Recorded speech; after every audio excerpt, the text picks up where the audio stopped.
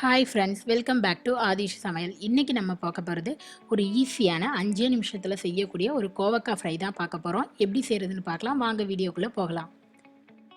நான் இப்போ அடுப்பில் ஒரு கடாய் வச்சுருக்கேன். கடாய் ஹீட் ஆனதும் இதில் 3 ஸ்பூன் எண்ணெய் சேர்த்துக்கலாம்.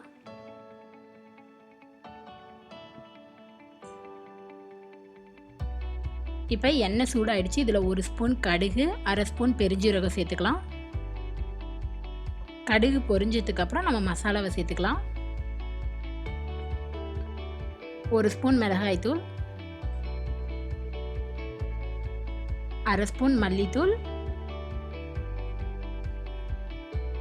1/4 ஸ்பூன் மஞ்சள் தூள் சேர்த்து நல்லா மிக்ஸ் பண்ணி விட்டுக்கலாம்.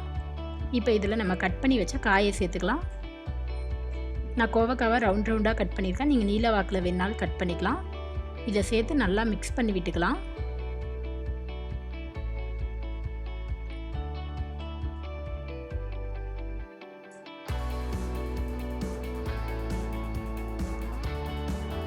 இப்போ இந்த காய்க்கு தேவையான அளவு உப்பு சேர்த்துக்கலாம். இதையும் சேர்த்து விட்டு நல்லா மிக்ஸ் பண்ணி விட்டுக்கலாம்.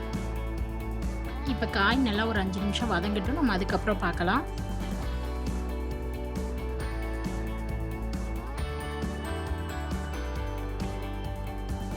இப்போ 5 நிமிஷம் ஆகிடுச்சு. காய் வெந்துடுச்சு. இன்னும் கொஞ்சம் வேகணும். இன்னும் திருப்பி ஒரு 5 நிமிஷம் வேக வச்சுட்டு அதுக்கப்புறம் நம்ம பார்க்கலாம்.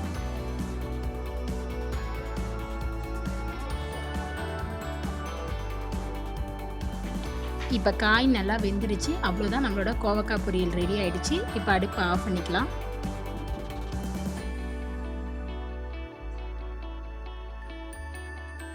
நீங்களும் ட்ரை பண்ணி பாருங்கள். உங்களுக்கு இந்த வீடியோ பிடிச்சிருந்துச்சுன்னா லைக் பண்ணுங்கள், ஷேர் பண்ணுங்கள், கமெண்ட் பண்ணுங்கள்.